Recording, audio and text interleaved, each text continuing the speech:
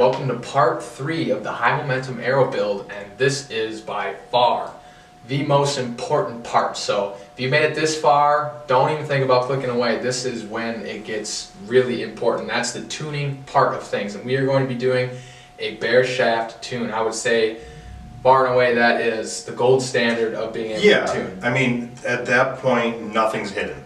There is no corrections being made by the aero.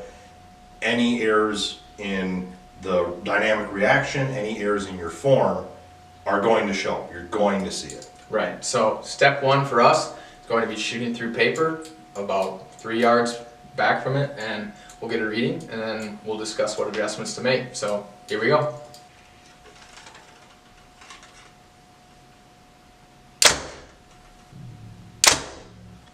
So just took 2 shots and slight variations. I dropped my arm a little bit on this one.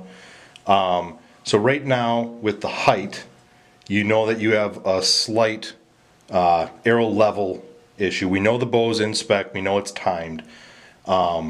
With the left and right, this is a power stroke alignment.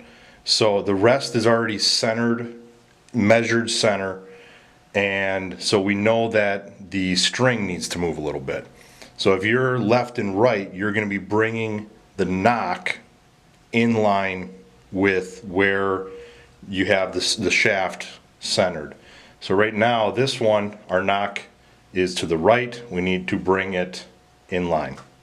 All right, so we're looking at the bottom cam. We had a right tear, so we want the string to move left. We're going to add a half a twist to the right, remove half a twist from the left, and then same thing on the top.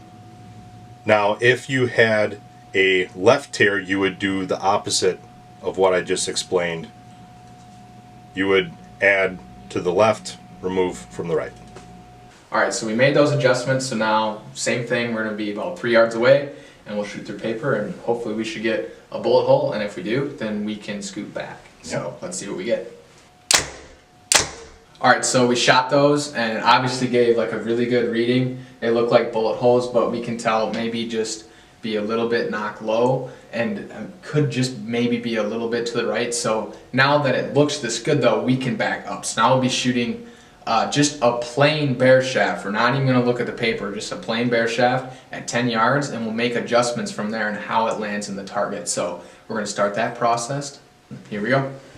Alright, so 10 yards, again, we'll just be looking at the flight, and let's see what type of readings we get. Alright, so we took a few shots, made sure it was consistent, and it still holds true. We are slightly knocked low, and the left and right is pretty good. So if we could just adjust the rest or the knocking point, I think for us it's going to be the knocking point. Yep. And we'll adjust that, and we can actually back up. So now we'll back up to 15 yards, see if we have any variation left and right.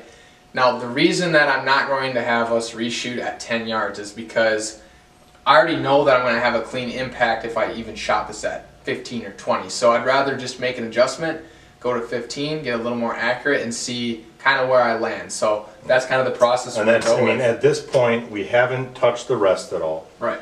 Everything is still measured center. And so now, with how close this is, once we get to 20, right. If you've got to make, you know, I'm not going to be able to make any more yoke adjustments because we know with just the one adjustment that we went from that, you know, 3/4 of an inch right. to near perfect. Pretty much. So now any further adjustment is just going to be back and forth. Right. So at this point, this is where that like 1/16 of an inch, if you're at this point at 10, by the time you get back to 20, a 1/16 of an inch on your rest is a lot. I mean, that's a lot of change at that distance. So that's where, you know, we're ready to walk back. Yep. Let's do it. Yeah.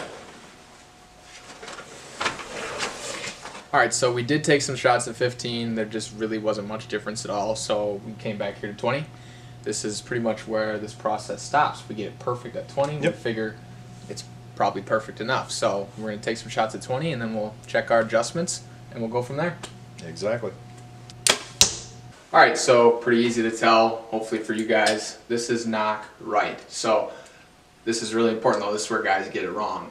Yokes are for your mass adjustments. Yep. Now, this is where we move that rest. We always say, you know, you set it at center shot, you know, normally that's 13/16. For most bows, yeah. And we don't want to move it more than 1/16 out of that center shot. So right now, we could probably do 1/32, or maybe we jump to the 1/16, whatever we decide, whatever you decide.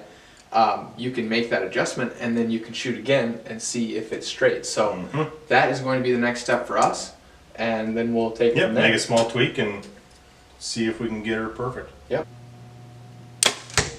All right, well, there it is, 20 yards, perfect Bareshaft flight, and we know that this means perfect broadhead flight. So we did this with a 200 grain point. Yep. So I mean, if you've got decent front of center, and you know that the Bareshaft is clean, then you can play with whatever you want. Yeah, you can use whatever point you want with what you tuned. Like I said, we did 200, so we could grab the XXL. Yep. We could grab the side, the Samurai. We could go to bone broadheads. We could use them. We could build something up from Tough Head. We could Helix. You get a lot of options. I could name all the brands, and we can use anything because of the tune. But I wanted to just say at the end, you know, some of the things to keep in mind with this that we kind of ran into was, and that you can run into almost every time, is you got to shoot shoulder height. Don't shoot down. You know, don't go do this into your 3D target. These targets work good. You know, like you guys have like your big block at the shop, and that is what's going to be best. It's soft. It's not going to give a false reading.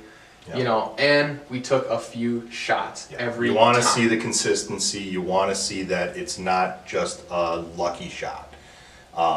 And that's where having a target that isn't giving you false readings and making sure, like what we were kind of dealing with before, that you're not getting up here, you're not going down here and throwing off your height. Right. You know, now we start adjusting the knocking point. Then you start looking at knocking point and you start chasing your tail. Yep. Consistent height, consistent target, so that you know what you have. Yep. And just take your time. Yep. Well, that right there is going to end our part 3 of this full high momentum build. The arrows ended up full length. They're going to end up around 650. 640. So 640. So we add a wrap, add some feathers. We're going to be talking about a 650 grain build, and we don't have time to go sight this in and shoot it out to 80 yards. So I encourage you guys though to head over to the other videos on our channel with broadhead flight testing part 1. We have the cameraman, he's back there working it right now, and he shoots 60 pounds, and it's like a 720 grain arrow, and that's what he's using. And you can see he shoots it easily out to 60, and I can tell you he could get out to 90 if he needed to. So this isn't out of the question, you know. We don't need to worry with the stuff that we put on there. We're gonna get 80 yards. So that was the goal. So thank you guys for watching, and feel free to head over to our channel and look at the other playlists and watch more videos. Thank you. Wonderful.